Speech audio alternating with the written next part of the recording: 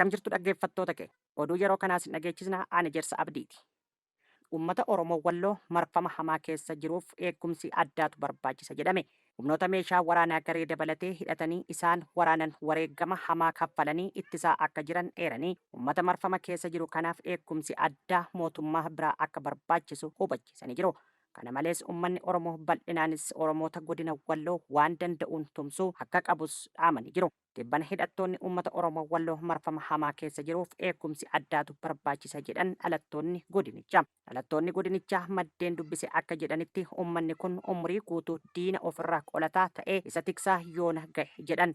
Keessattuu waggoota 8 as humnoota finxaaleeyyii Amaaratiin duulli jabaan irratti adeemsifamaa jiraachuu dubbatanii jiru. Humnoota meeshaa waraanaa garee dabalatee hidhatanii isaan waraanan wareegama hamaa kaffalanii ittisaa akka jiran eeranii uummata marfama keessa jiru kanaaf eegumsi addaa mootummaa biraa akka isaan barbaachisu dubbatanii jiru. Kana malees uummanni Oromoo bal'aanis Oromoota godina Walloo waan danda'uun tumsuu akka qabu dhaamanii jiru.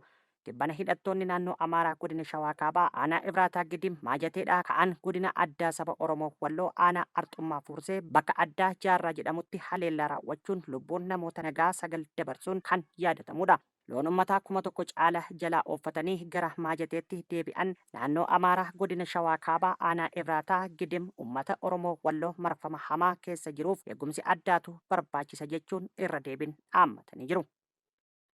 Faransaaytti xiyyaarri kufuun balaa uumameen lubbuun namoota 11 darbe.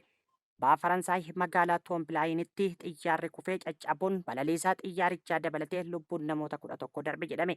Xiyyaarri siiviilii mana barumsaa leenjii paaraashuutii tokkoof tajaajila kennaa ture jedhame kun buufata xiyyaaraa Naansil Eseyaa irraa ka'ee utuu baay'ee hin turen kufee caccabuu isaatu himame. Balaa uumame kanaan balaliisaa dabalatee namoonni achi keessa turan 11 lubbuun darbuu miidiyaaleen gabaasanii jiru. Namoota du'an keessaa 5 barattoota mana barumsichaa yoo ta'an 5 ammoo barsiisota jedhamee jira. Ministeerri geejjibaa Faransaay balaa sukkaneessaa kanaan gadduu ibsee sababa balaa kanaa qulqulleessuuf hojjetamaa akka jirus ibsee jira. Egaan hordoftoota keenya oduu narraaf qabnu asirratti raawwannee jirra. Qophiilee keenya biroof waliin turtii gaarii isiniin jenna.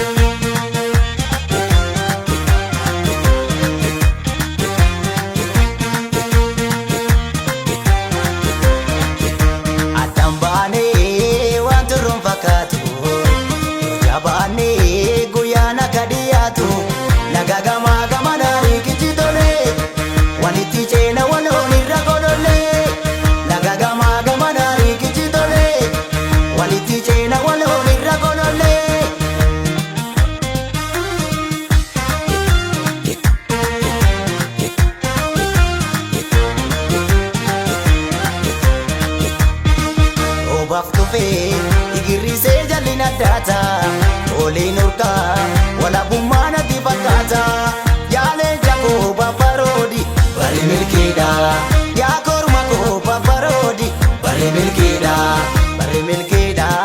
Amiya ko bili sumanawa Bari milkida Anoromo bili sumanawa Papa dugam take Ega murte famelo lichukra Ato natada Ayana baneti sifana jira Yako tako Ida dumuni ke jabesi Sino natu Yaduma of ibada besi Sino natu Yaduma of dula da besi Sino natu Yaduma of dula da besi Adida gurguda Bekicha geduraga Galme barahunda Warega magafaka Mata bada male Yomoli ni jira maqaa.